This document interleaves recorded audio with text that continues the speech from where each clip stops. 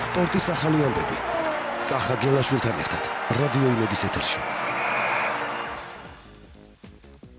შაბათს 20 აპრილს თიღმის მასივში მდებარე შოტა-ჭოჭიშვილის სახელობის ძიუდოს აკადემიის დარბაზში გაიმართება საქართველოს იგით მე-9 ჩემპიონატი და ასევე ფესტივალი აიკიდოში. ტურნირის დასაწყისი გახლავთ დასაწყისად 11 საათი დაიწყება ტურნირი, 15 საათსა და 30 წუთზე კი გაიმართება აიკიდოს ფესტივალი, სადაც საჩვენებელ გამოსვლებს შემოგთავაზებენ საქართველოში მოქმედი აიკიდოს სხვადასხვა მიმართულების სულ 5 ფედერაციის წარმომადგენლები. მაქვე გეტყვით, რომ ტურნირზე დასწრება უფასოა.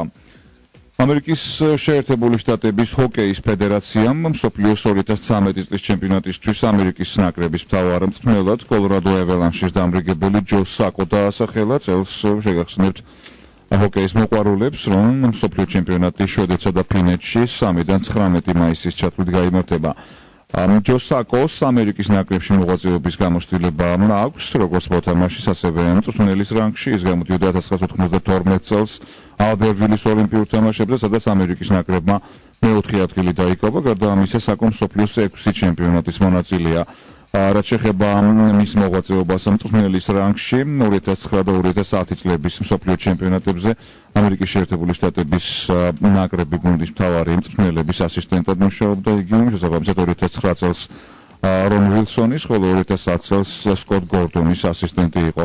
წლევანდელ მსოფლიო ჩემპიონატზე ამერიკის შეერთებული შტატები ჯგუფში რუსეთის, ფინეთის, სლოვაკეთის, ლატვიის, გერმანიის, საფრანგეთის და ავსტრიის ნაკრები გუნდების წინააღმდეგ ითამაშებს. რაც შეეხება კოლორადო ეველანშს, რომლის მთავარ მწვრთნელად კვლავ რჩება ჯო საკო, ეს გუნდი NHL-ის მიმდინარე რეგულარულ ჩემპიონატში დასავლეთ კონფერენციის უიმედო აუტსაიდერია და დაკარგული აქვს შესაბამისად პლეი-ოფში გასვლის და სტენლის თასისთვის ბრძოლის ყოველგვარი შანსი.